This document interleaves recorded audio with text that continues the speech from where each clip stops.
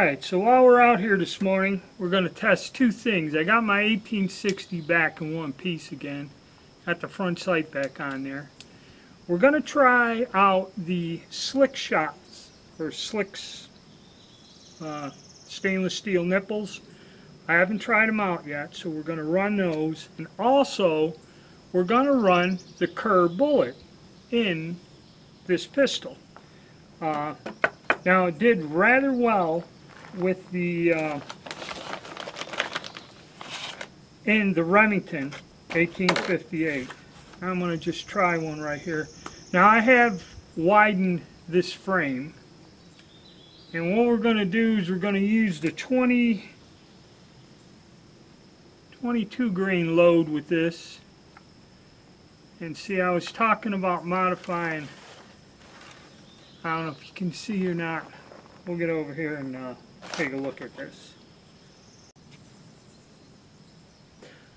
Alright, as you can see, I modified the frame on this to get the Johnson & Dowell in. And like I said, I said like on the Remington, you wouldn't have to take out that frame, but see, what you'd have to do is kind of at an angle drop it in there. You can get it into the Remington without modifying the frame, but I would kind of like it to go in like this, to where I can load it out here and not have to fumble, and then run it down with my ram.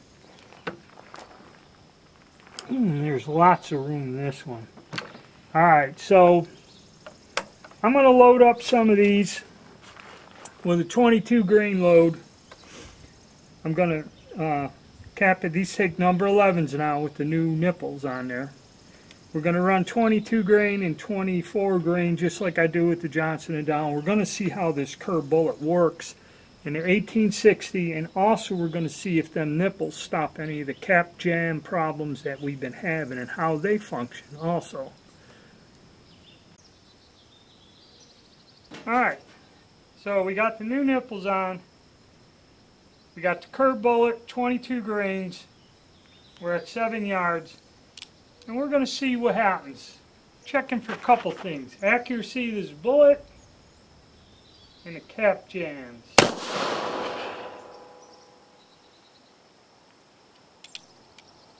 Okay, caps deformed but stayed on the nipple.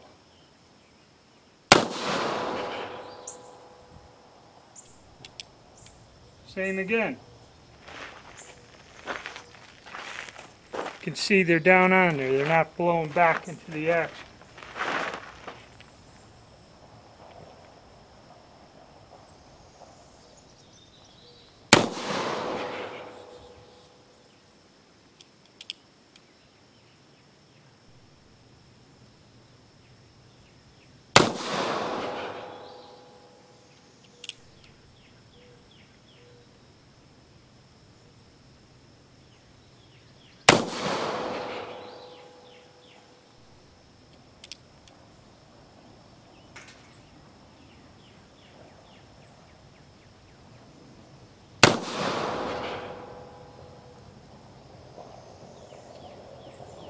Okay, caps have stayed in this area here,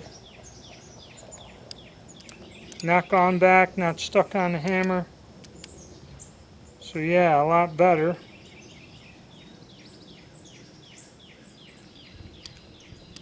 Than what they were. So let's run some more.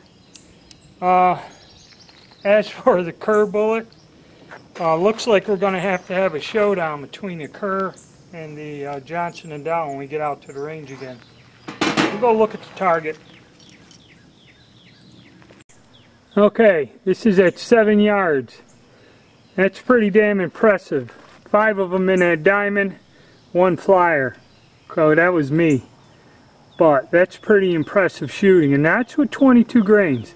I'm going to try it with 24, which is my pet load for the Johnson & Dowell. And I have enough. I might run them side by side with this if I get time, if the range don't start getting crowded. Okay, it's going to be our second cylinder. we got the Kerr bullet and 24 grains of powder, and so far so good. It looks like these nipples are eliminating all the cap problems, but we'll go a little further and see. You know, so far so good, more or less to say.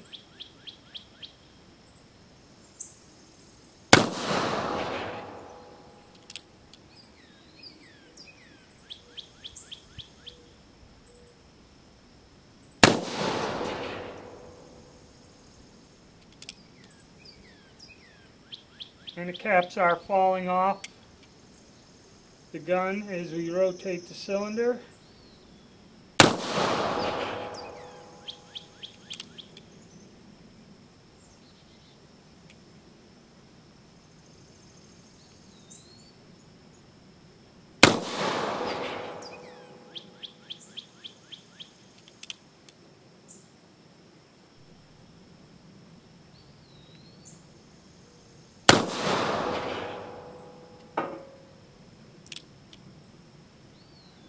A little bit of a hang up in there, but nothing, and they are coming around, but they're staying inside the cylinder.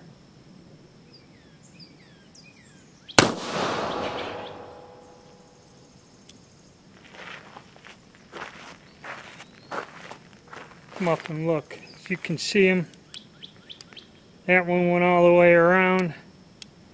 So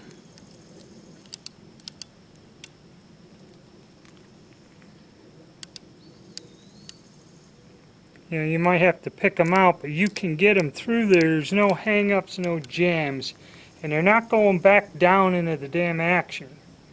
That's what screws you up. And if you go to Error's Gone, and he does a slow-mo, what's happening is, with the other nipples, the pressure's coming back, and it's like taking the hammer back, and that's where the cap flies backwards. It doesn't get stuck to the hammer face. Actually, when a hammer is like this, kind of exaggerated, that flattened cap flies down and it drops down into the action. And that's what was happening to me on a lot of the other Colts. But so far so good with the caps here. But now also we're doing something, we're testing out this Kerr bullet, and I mean this thing's fantastic. I might have to throw up another target and run head to head with Johnson & Dahl in the next load. Okay, here we go, guys. That's 6 shots at 7 yards, and that's a lot tighter than the 22 grain. That's 24. That's my pet load for the Johnson & Dahl. I'm going to put another clean target next to this, and I'm going to run, or maybe I'll take these two down. I'm going to leave this target on the right, and on the left put a clean target over here, and then I'm going to run a cylinder Johnson & Dahl 24 grains on a target like this and see. And then we'll have a side-by-side comparison. The Kerr bullet may be a real winner, man. Okay, guys. So far so good with the nipples. Been charging them. They're not getting any buildup on them. Amco nipples, after the second or third cylinder, started getting a buildup on them. Now we got our Johnson & Dahl bullet, 24 grain load, no wad or anything, lube on the bullet. And we're going to see how it shoots against the Kerr bullet.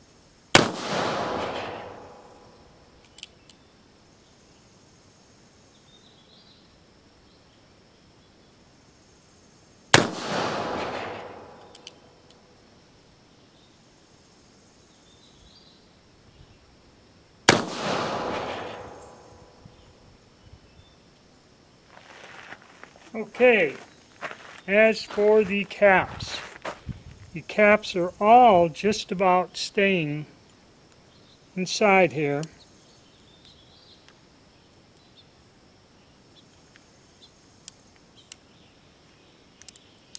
Now, you may have to pick them out, but they're not flying down into the action. Okay, they're not getting hung up.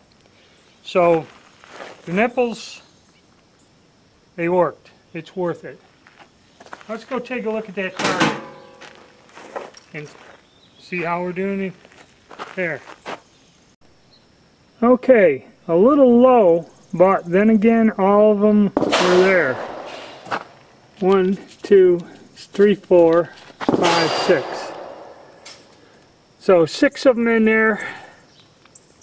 The grouping compared to the Kerr bullet, Kerr looks a little bit better, but the Johnson & Dow, I believe, is traveling faster, a different shape.